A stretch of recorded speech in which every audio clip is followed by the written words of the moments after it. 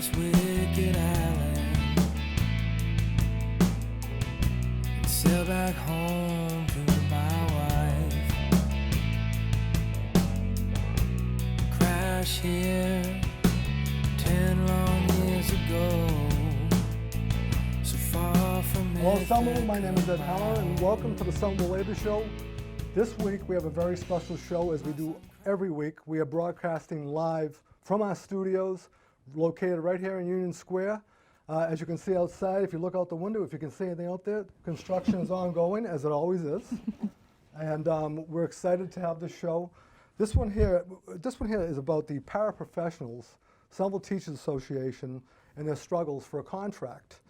And we really found that it was very necessary to have them in here, and we really appreciate the fact that they came in to give us the information that we need, because there are children in these schools, and the teachers actually need somebody to assist them. And this is an incredibly important job. And they're fighting for a contract. He really wanted to bring it to light. We thought it was very important. And before I introduce our four guests, what I'd like to do here is I'd like to read a little something from the Socialist Alternative newspaper that gave us some information on this. Last spring, the Somerville Teachers Association, STA, elected a new leadership slate from the caucus SCORE acronym for Somerville Caucus of Rank and File Educators. The slate was elected on platform of fighting for schools that students and educators deserve, as well as increased transparency. In October, 77% of the paraprofessionals voted no on the district's proposed contract. Now they are fighting for a contract that actually meets their needs. A strong contract for paraprofessionals also means better learning conditions for students. So here we are. Welcome to the show. Thank you. Welcome to the Somerville Labor Show. Good to see you. We have Margaret, Margaret Whittier Ferguson, May Idris, Daphne Balin, got that one right, and Sarah Marks. All right, so I got to keep these names straight on the show. Now, can you give us a little introduction of who you are and what your involvement is with as a paraprofessional? Yeah, absolutely. So I am a pre-kindergarten paraprofessional working with 4- and 5-year-olds at the Capuano School. I'm also the building representative for the Somerville Teachers Association there. So I sit on the STA board as well. Perfect.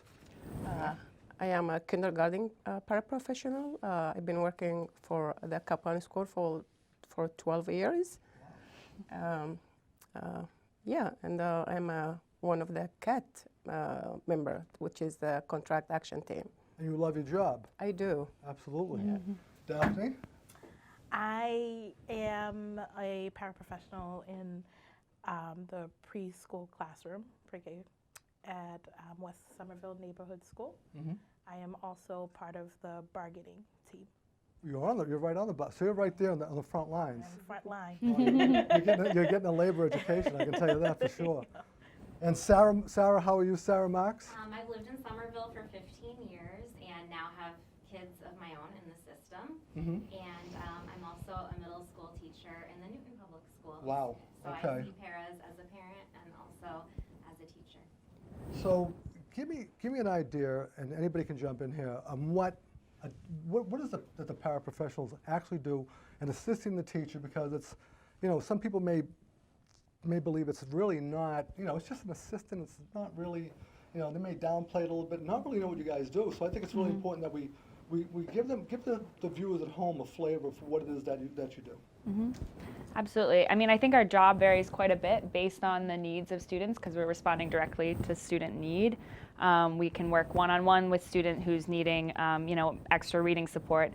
Today I had a kid who were working on fine motor skills, so I took him aside and started working on that a little bit with him. We also work in larger groups and in with the full class of students, assisting the teacher in whatever way that they need to really make sure that the day goes smoothly and both social emotional learning and academic learning are happening. And May? Yeah, when we think about the person who teaches and who's responsible for the classroom, typically we think about the teacher. But there's another superhero in the classroom, which is the paraprofessional, the second educator. Paraprofessionals are the extra set of eyes and ears and hands to the teacher. They work in like very high quality like environment to like support all the students regarding of their needs, like diverse needs, and to make sure like all the students are like safe and healthy and happy. At the same time, when the teacher develop the curriculum, the paraprofessional is part of applying that curriculum to the students. So it's not. What you're saying, it gives the teacher, it takes some weight off the teacher's shoulders and gives them more ability to focus on some of the more some other things that when they're teaching. Right. So it makes sense. It makes a lot of sense. Daphne? Paraprofessionals' job is to basically be an extra hand. But what we do is a lot bigger than what other people may feel. We do small groups with students that are in need. We also, many times, whatever is implemented, we go ahead and help with that curriculum as well. We have, right now, there are students that have huge needs. You have students that have issues academically. You have students that have social needs. You have students that have behavioral needs. And what paraprofessionals do is they help teachers maintain the classroom and to allow it to be stay in an orderly fashion. When you have more people there, you are able to give that child who may have that behavioral issue that one-on-one attention that they need. And that allows the rest of the classroom to remain calm. Where were you 60 years ago when I was in school? But I mean, I think as time grows, the needs begin to change. Things begin to shift. The ways that we educate our children has changed. So in a sense, if you don't mind me interrupting, and I like to do that every now and then, I'm sorry. Duties that paraprofessionals were performing going back 2 years ago, 3 years ago, 10 years ago, it's grown over the years. Right. It's expanded your duties. And I know that you're all very educated, I really do, and I completely understand that. So, you know, if you really want good people and you have to really, you know, take control of the situation and give that type of a wage, and that's really what we're talking about here, and that's why you're here today. Sarah, you have a very unique perspective here. I'm so happy that you are here because in your opening, you are a teacher, and you do have a child in school. And can you give us, as a teacher, what is it like to, and when you have your paraprofessional and you're counting on them, and how much help is that to you? What does it give you time to do and focus on? So I teach at the secondary level in middle school, and I have a number of students in each of my sections of history who are on individualized education plans, and by law, a school district has to follow what that plan says, whether it's you know, repeating directions or frequent check-ins to make sure they're on the right page, or taking a break, taking a lap around the hallway. It can be such a wide range of things. It could be hearing every text read aloud to them, or taking an assessment in a small group. None of those things could happen if I were alone in the classroom with 24 children. And Right. you know, I don't think anyone thinks that a high quality education can happen for any child when it's one teacher, no matter how skilled and experienced they are. And you depend on that paraprofessional to be there. Absolutely. And you guys work together, you collaborate together. Absolutely. It's our shared classroom. And one of the things too that I found that it interests me too is that the education level of the paraprofessionals. I mean, it's not like, you know, this isn't like high school education or anything like that. I mean, these are people who are bilingual, right? Yeah, and that's another question I had too. In the bilingual, is there many of you speak several different languages? That's incredibly helpful. Yeah. Yes. Yeah, I think paras are oftentimes pulled to do translation for both families and students, which is a huge help and support for families and students. We're incredibly representative of our actual students, and yet right now why we're here, why we're in this contract fight right now, is that we're making between around $20,000 and $25,000 a We're year. going to get to that, I tell you Yeah, right now. We're absolutely. just kind of scratching the surface here on that one. I just jump in because it struck me so much how May and Daphne talked about the para being in an extra set of hands, and I know they meant it in a figurative sense. Yeah. But the para for my daughter, she's in kindergarten, and she's an extra pair of hands in a literal sense. My daughter holds her hand every single day going into school. They say, we're not octopuses, we don't have multiple arms, but between the teacher and the para, that's 4 hands that they can offer to children who are having trouble transitioning from, the morning being with a parent into the classroom. And so she's like literally holding my child's hand, entering That's the a building good point. each That's a day. very good point. That's well stated. One of the things also is that class size. Now, how big are the class sizes generally? So the preschool classroom has 18 children. Okay. Our kindergarten class is 25. Really? Yes. Wow. Yeah. That's an awful lot of A people, lot I'll tell you. of children. So the reason why I hit on that is because from some of the research that I've done is that we learned that the paraprofessionals now are probably half the size that they used to be. I think you may have had 200 in the past. You're down to about 115 or something like that. And I don't think it may not be by a decrease of maybe less children. I really don't know, but I mean, I'm wondering what your take would be on that, Margaret. Do you know? Anybody have an idea of why we have less paraprofessionals and making less money? Yeah. So the savings, probably, if you're going to save money and you have a very large, you're spending more money on education than you've ever spent in the history of Somerville, maybe. If I'm misstating, if I'm misquoting, I apologize to everybody out there. But I'm sure I will be corrected. So if I make a mistake, someone will correct me. But if you are spending that kind of money, you would have to think that you would want to pay the employees a living wage, more money that they deserve to have. So tell me a little bit about the contract itself. I need to know a little bit about this. I think our viewers need to know about it. The paras, they're currently without a contract since October 2019, okay. And the last offer was rejected. Correct. And was it rejected by a large margin? By 77% of paras, so about 77%. 3/4 of paraprofessionals. That's a lot. That is a lot. Now, why was it rejected? Do we know? Can you tell me why? You guys jump in. Yeah. Tell me why. What is it? What is it about it that?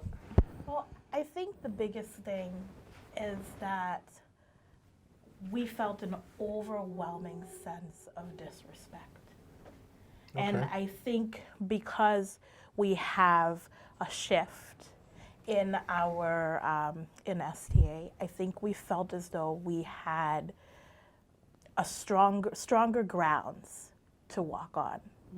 And I think we believed that if we actually fight for this, and if we actually ask, then maybe someone will understand and see that we deserve more. And I think for the first time, we started believing it, and we felt that we had enough support to actually go ahead and say, no, this is disrespectful, it's unfair, and it's not right, it's inhumane. Well, And The contract that was rejected also still did not allow for paraprofessionals to make $30,000 a year. So what we're calling for now is a starting salary of $25,000 a year and job security after Okay. 4 years. Just so this is very, for me in my world, it's a little unusual that you can actually cap a salary. I mean, your salary is capped if you have a contract, obviously. But you can't go above $25,000 no matter how far you go. right. This is what I'm learning here. Actually, it's 25, I don't know if it's 25, it's 25,502. So here, I'll give you a quote because we're on this. We'll jump around a little bit if you don't mind.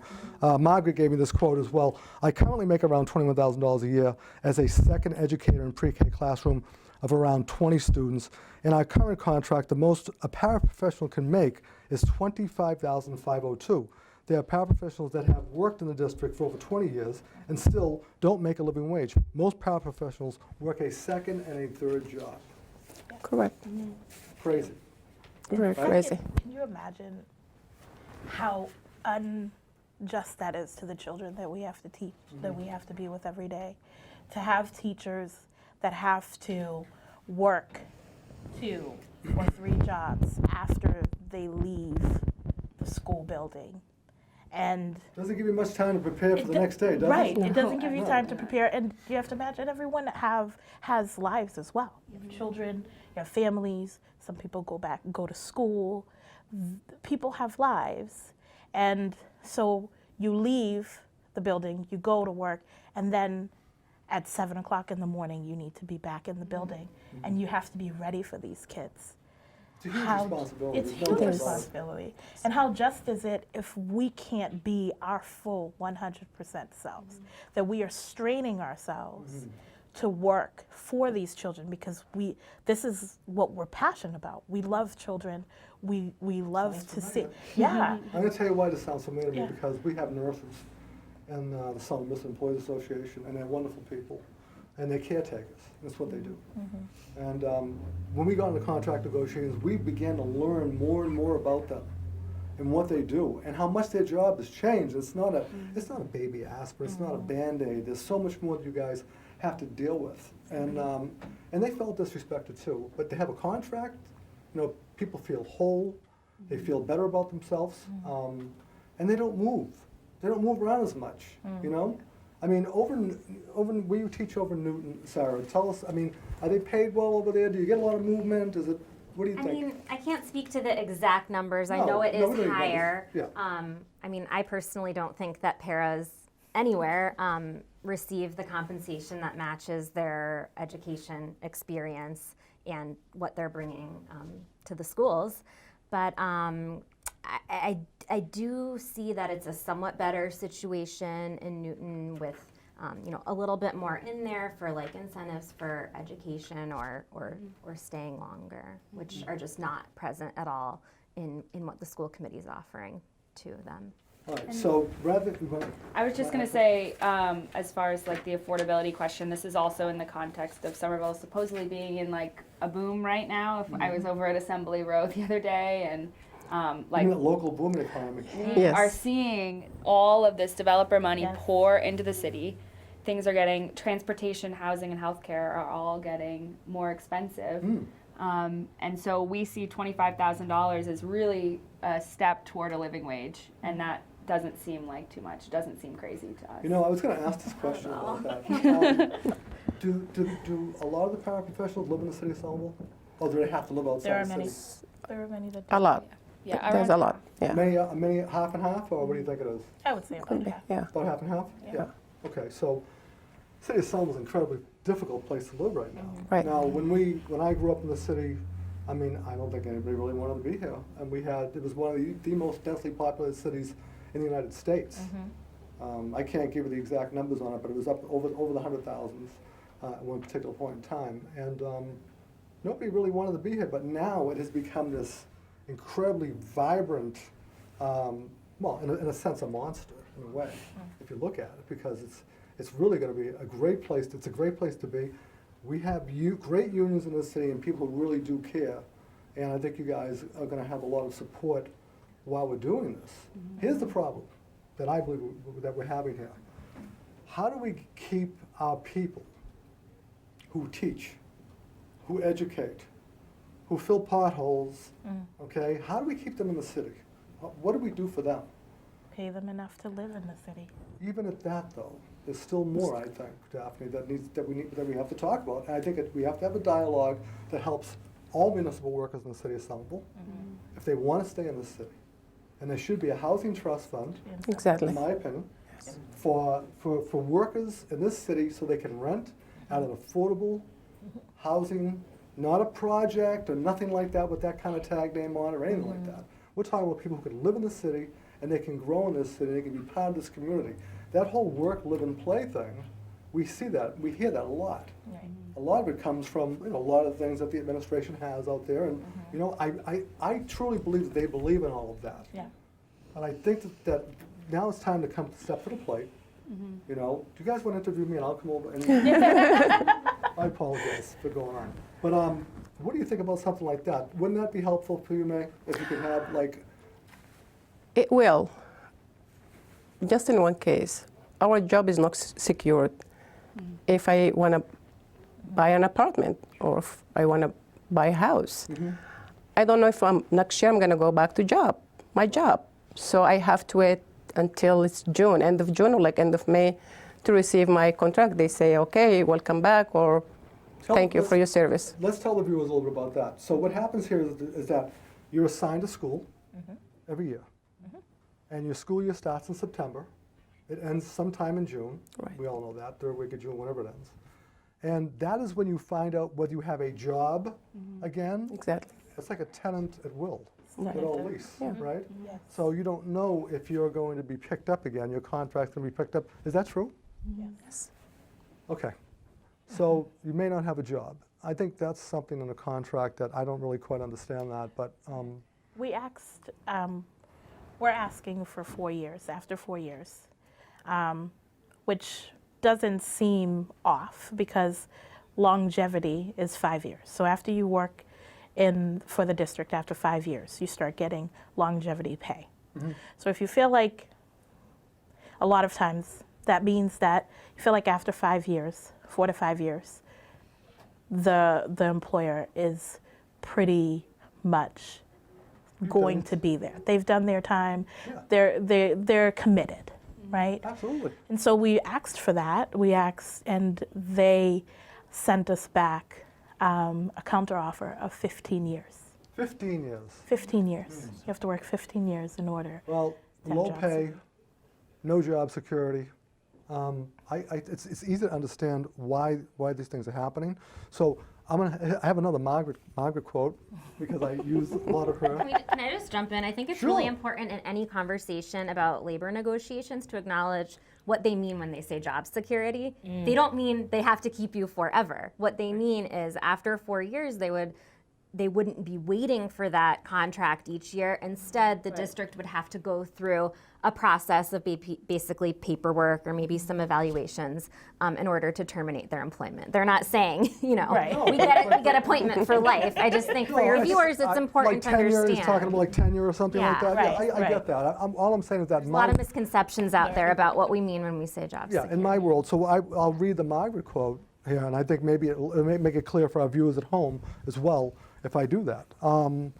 We are proposing job security after 4 years. And the school committee came back with a counter proposal for 15 years. They claim this is because the turnover rate is so high. But they have it backwards. The turnover rate for paras is high because of low pay, no job security, and difficult working conditions. Eliminating high turnover is not only important for paras' livelihoods, it is crucial for our students and educators. So I couldn't have said it better myself because I'm learning here exactly what you guys are doing as well.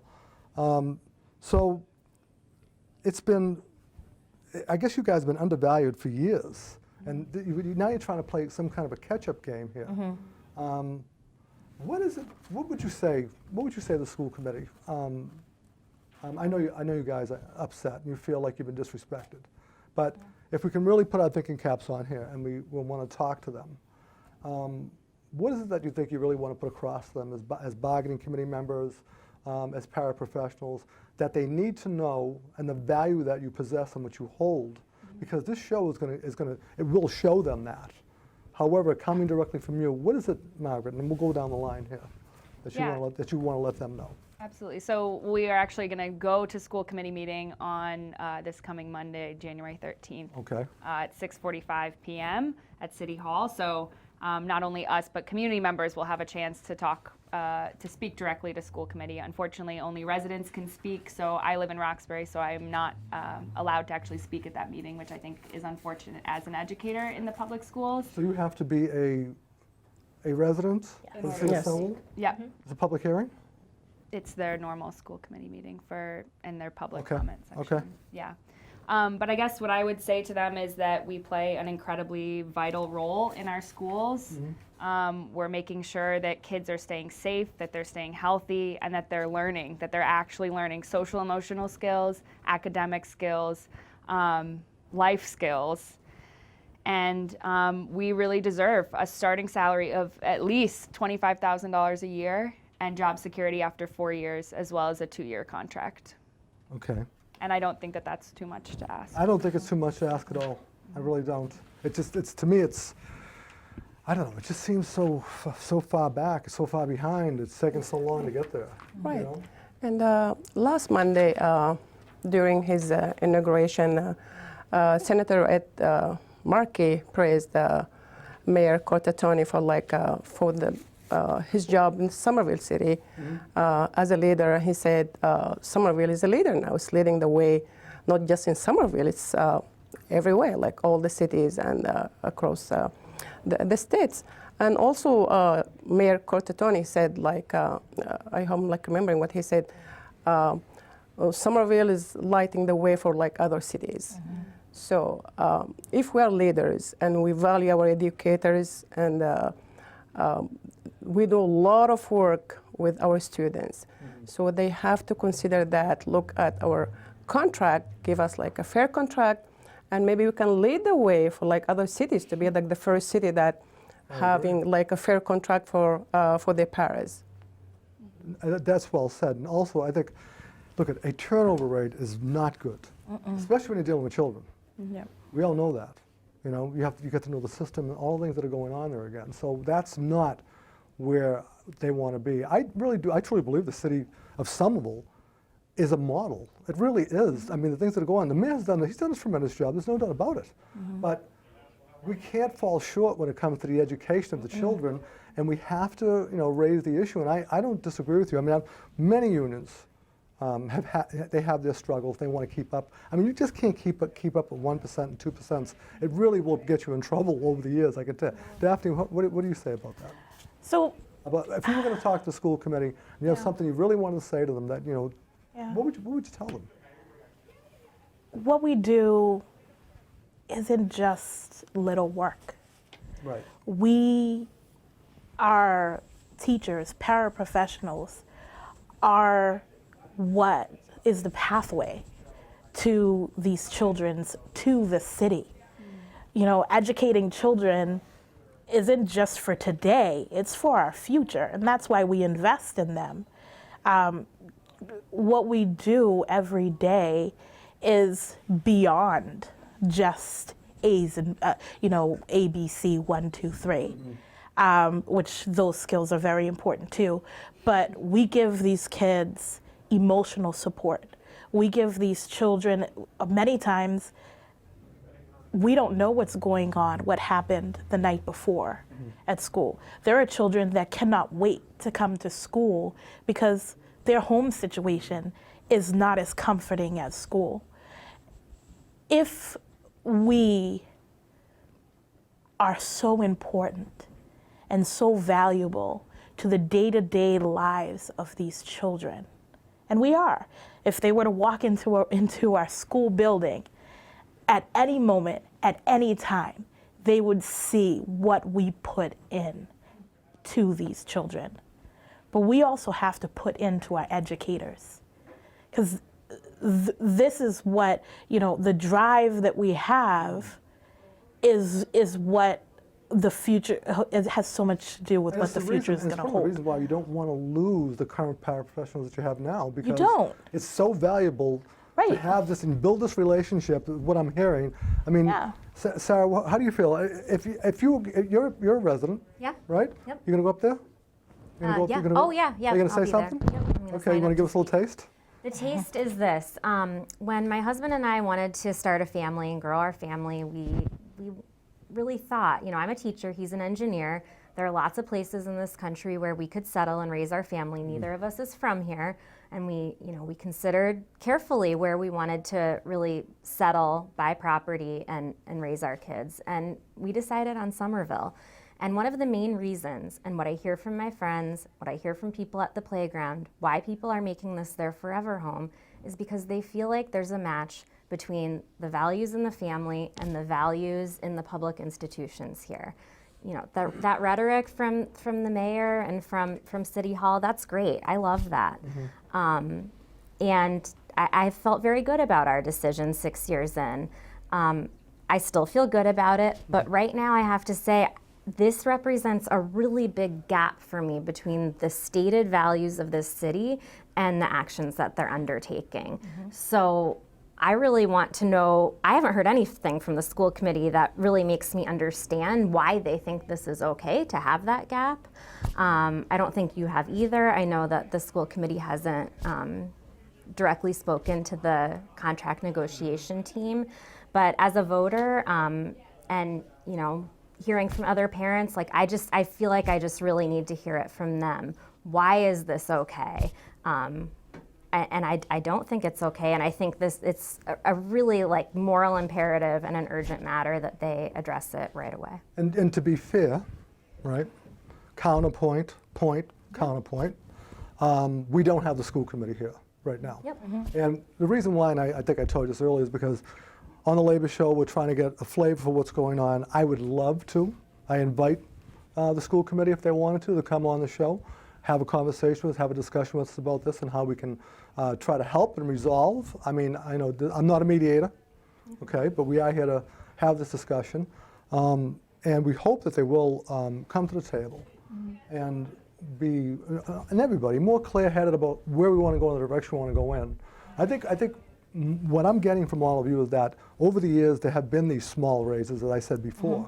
And it seems to be like an acceptable kind of a thing where you get these raises and it's, well, we got 5% raise over 3 years, so we got 4% raise or something like that. But the economy, it's like this, it's like this whole Bernie Sanders thing that he's been talking about for years. It's that 1%, you know, it's this gap, it just keeps widening and widening and widening, and you're falling further and further behind and you just can't catch up. And you're really worried about what's going to happen to you. Right. You know, and you go out and you get, what's it cost to get a master's? Anybody know? A lot of money. What's it cost? It's a lot. I did my master, by the way. I did my master maybe, okay, it's... I'm not, you don't have to give me an exact price tag, but what, 20 grand, 30 now grand, 40 I'm paying my loans, it's like 25, so yeah. Okay. And for that, I went to get my master to further my education and bring like a lot of knowledge to my classroom. And, but I've been told that my master is not counted. So, Well, do you feel like you're being minimized by you know, the school committee and the other side that I mean, I guess people can say so many wonderful things about the paraprofessionals, but I think respect comes in the form of a paycheck. Yes. And I think that's how you want to be treated. I think that's the big issue, is that I don't, you know, I try to be reasonable and try to think of all the factors why $25,000 is too much. And so I just, what it is that I feel as though it's kind of like, okay, we have this need, we need to cover it. And so let's just put some people in there to fill these gaps. And I think we're looked at as the people that fill the gaps. And the reality is, if those gaps aren't filled, then you flood. Right. So $25,000 is I know. is nothing, and I think that's where they are. They don't understand, or they don't want to understand. Like, okay, this is a true need, and without addressing this need, or without this need being taken care of, then we run into a lot of issues. Sarah, early on in the child development, right? My question here is, when a child is developing early on, how imperative is it? It's very, I mean, incredibly important, and you've got a paraprofessional. They're helping you do the things that obviously you can't attend to. Yeah. We were talking about the octopus a couple of minutes ago there, and all of that. That's something that's really, really important to have them there, and it's not, you know, it's not the things that people think it is. Listen, can you give me a flavor for what, like, teachers are dealing with in schools with special education and things like that, and in your, where you teach, and you know many things that go on in Somerville as well. Yeah. Can you give me an idea of like some of the things that the paraprofessionals are dealing with now with special education? I mean, the special education situation is increasingly complex. I've been teaching for 10 years, and just every year I just feel like it's a more complex situation. There are more complex needs to meet. It can range, and there's such a range. So it could be a specific learning disability related to reading or to math. We see a number of kids who have attentional issues, and then a whole host of emotional issues that can even include like severe depression or suicidal tendencies, even in like the 6th and 7th grades. So I really see the para as a preventive person to notice everything that's going on in the classroom, have the kids on their radar and notice, okay, I think this kid needs to take a break, or I think this kid is going to have trouble with this wording of this direction, so let me just preemptively go over and like say it in different words. So they're preventing a lot of issues from even happening in the first place, never mind reacting to things when, things of course do come up. But we rely on them again to meet those educational needs that by law we have to. It would be completely impossible to without it. So what were you going to, I knew you had something you wanted to add. Yeah, I was just going to add onto that. So following a really successful community meeting we had, around 50 people turned out to that. Community members were really active and ready to jump in and get involved, which was really exciting. That's how we met Sarah, actually, which is amazing. The school committee sent out an email to all Somerville Public School families, and I think it was unfortunate that they only used percentages. They only talked about the percentage increase that we're asking for. Right. And what that does is it makes it seem like we're being greedy, that we're asking for too much. When it comes down to it, as we've said 100 times now, I think, we're asking for $25,000 as a step toward a living wage. Well, I can tell you that a wage adjustment is nothing that's not unusual. They happen. They have happened. They occur. And what it'll do is it'll bring you back where you need to be. So one of the things with what I've looked at is I've looked at communities like Cambridge making $23,000 to $30,000. I mean, if you do the math, 35-hour work week, if that's what you're doing, $400 a week, $13 an hour. I mean, this is certainly not, it's just not, it shouldn't be happening. It's just, it's not. We were told at the bargaining table, we were told that it's not their fault that the living wages have increased. It's not something that they can control. And so therefore, they cannot be held accountable for it. And they can't give us more money because of that. Well, they can, what they are accountable for is to make sure that they keep teachers, paraprofessionals in the schools and give the children the highest form of education that they possibly can. Exactly. Because if this is the all-America city, and it has been, I've been here, all right, I know. 1972, the all-America city. It happened twice, 3 times possibly, the all-America city, and that's it for a reason. And the diversity that it brings. I'm in Union Square right now. One of the best places you could ever want to be. Outside all the construction that's going on, it's going to be a wonderful place. It really is. So, I mean, there's a lot of concern here. We want to see that you guys, that you get the contract that you need. Jude, I know we're live. What do we got? 20 minutes. 20 minutes left? Okay. All right. So hang in there with us, everybody, okay? So I guess if we look at this whole thing, step raises, longevity, educational stipends, cost of living raises, these are the kind of things that they could actually make adjustments to get people where they need to be. Do you aspire to be a teacher someday? Yes, You I do. Okay, and you have a bachelor's degree, or? Yep, I have a bachelor's degree from Northeastern, and I'm actively trying to start the process of getting my master's degree. But that's really, really difficult when I'm working multiple jobs. I believe me, I know. I completely understand it. My son has done that. A lot of young men and women are doing that right now, and they're trying to move along. May, you have a degree? I do. I have a master's degree in early education. I was interested in going for like my teaching certificate, but I found being a para that fits my family's schedule. So, but I used to do like 2 jobs, and this year I just quit my second job because it's hard for me. I'm missing like time enjoying my family time, my daughter's time, like socialize with like other like friends.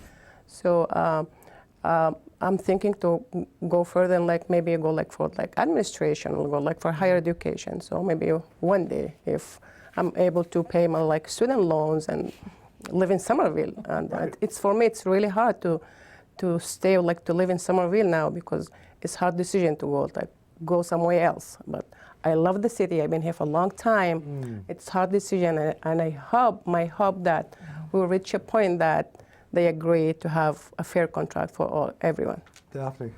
Yeah, I aspire to be a teacher. It's what I've always wanted to do. It's what I continue to want to be. I have this position because I want to be able to learn so that I could be able to put my abilities when I do become a teacher to be able to put that in my classroom. And I think there are a lot of paraprofessionals, that's one of the reasons why they do it. They aspire to do, to be teachers. Some of them feel as though I have the education, but I want to stay in this position because it's best for you at that moment in time.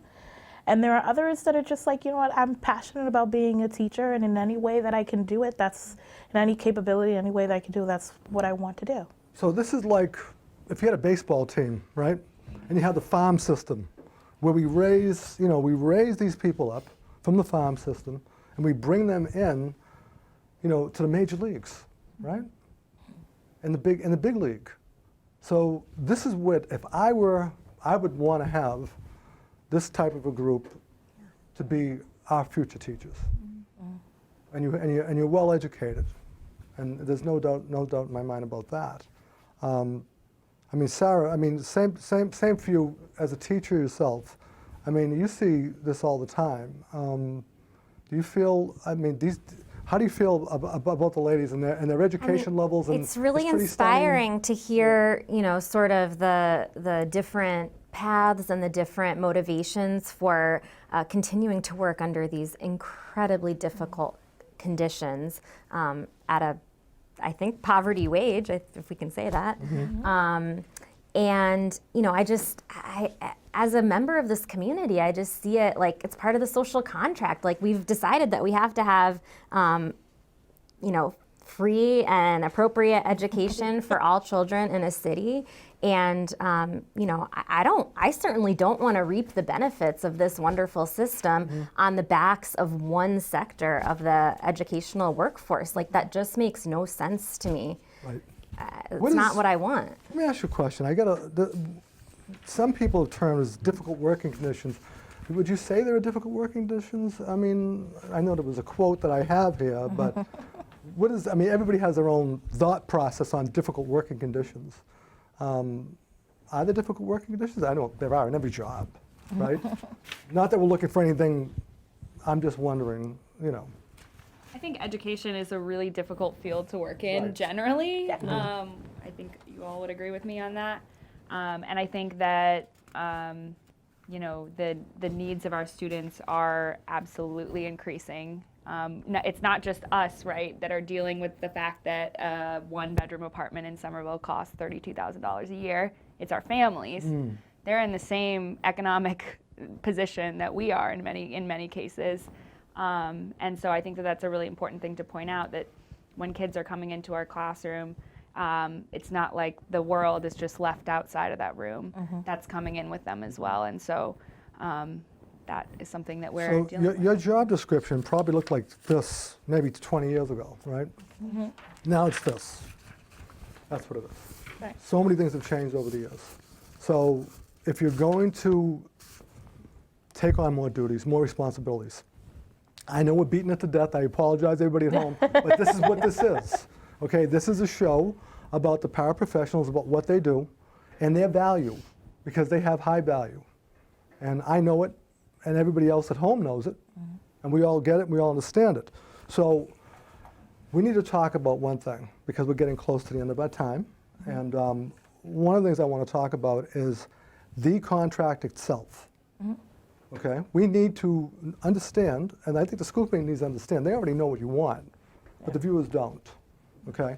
So what I'm hearing from you is that you don't want to have, you want to have the ability to, every year, from year to year, know that you're going to be guaranteed you're coming back, and your salary, and your increases, and a real adjustment, a real wage adjustment, not small little increments as we talked about before.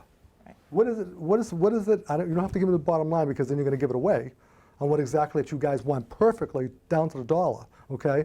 But what is it that what is like the basis of it? In other words, just that little piece of pie. You know, you don't have to. It doesn't have to be small, but you really need to let them know what it is that you're looking for, because you've pretty much laid out a lot of it right over here with the school committee, what you're looking to do. And can you tell us exactly what it is that you think where we're looking at right now? It's not just little percentages. Yeah, so I think what we're calling for is $25,000 a year Start. as a starting salary. Okay, up to some point. Yeah. Okay. I think it goes above $30,000. And then job security after 4 years, and I think, and also a 2-year contract, so we negotiate at the same time as teachers. And I think what is key that I really hope that your listeners can understand is that we will not win a strong contract unless every single community member gets involved, unless people like Sarah here, we met a couple weeks ago, are willing to stand up and say, listen, this is my city, I love this city, I love my child's school, and I want paraprofessionals to be paid a living wage. It's going to take every educator, every community member, every family member getting involved for us to win a strong contract. Okay, and in order to do that, we understand that you have something going on Monday, Yes. this coming Monday, Yes. on is it the 13th The 13th. of January. Can you tell us a little bit about that and what you're looking for and what your hopes are? Yeah, so January 13th, we are turning out to school committee at 6:45 p.m. If you want to join us for a standout beforehand at 5:30, we'll be at the corner of School and Highland Street. And it really is, this is our opportunity to go to school committee and to say, this is why we value paraeducators in the classroom, and this is what we're fighting for. And yeah, I hope that everybody can join us. May? Yeah, I think Margaret said everything. I hope everyone comes, all the educators. And by the way, I want to say thank you to all the paras across the city.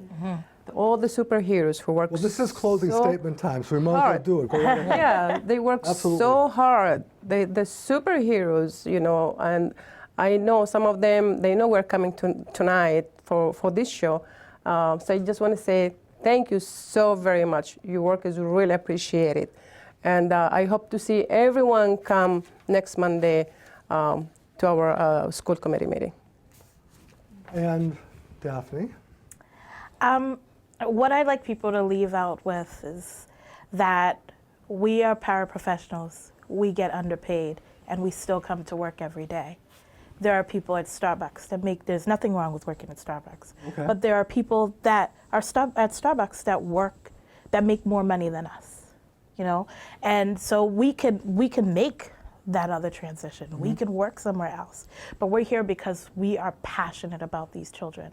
We're passionate about what we do for them every day. We're passionate about who they're going to be at the end of the day, in the future. And we want to get reciprocated for what we do. You're shaping the community. We're shaping the community, and we're not asking for much. We're asking for bottom line $25,000, and to make us feel at home at home, knowing that this is where I am and I'm secure here as long as I do my job well.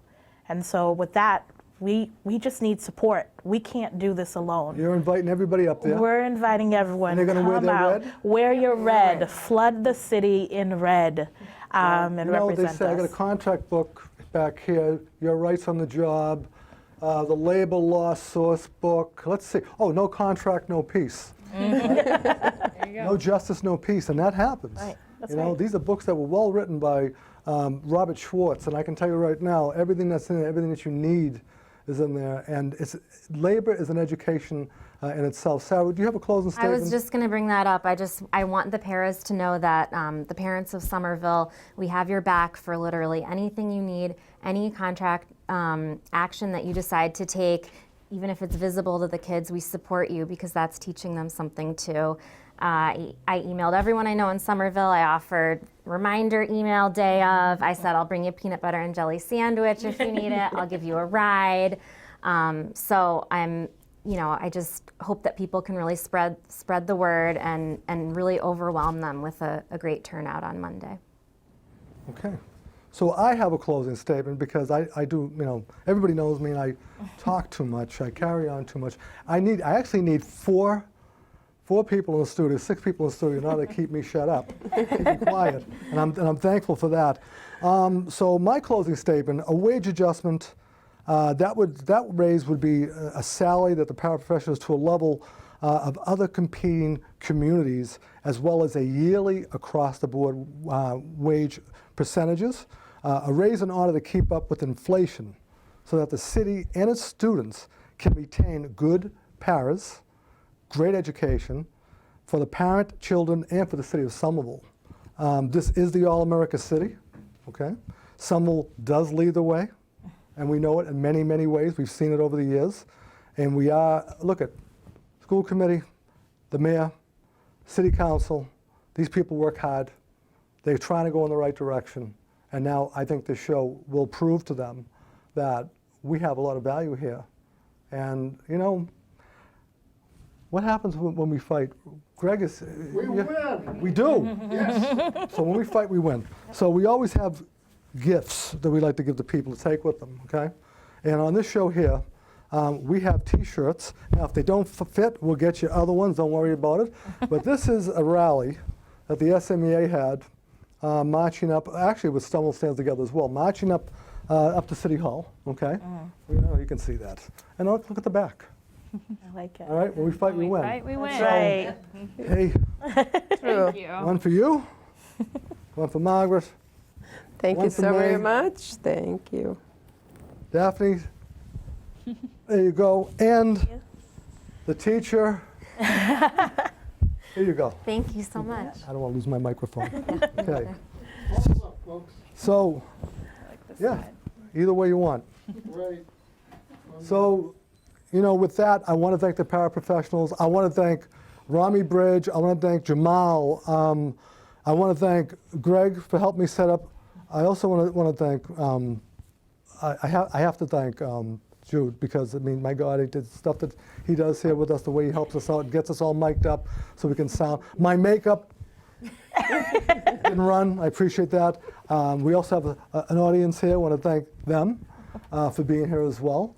And just thank you all so much. And it's a great show, and we hope, like I said before, if the school committee wants to have a conversation about this, I'm always happy. We're here. We're not going anywhere. And thank you for participating in the live show. Thank you. Thank you for having us. Yeah, and we'll be Thank there. you. See you Yes. January. Thank See you next Monday. So you. as the union says, as the SMEA always says, in unity there is strength. That's right. And we're going to go over and out. When we fight, we win. We're going to give everybody a peace sign. Because that's what we did when I was way back there. Okay? And we are out.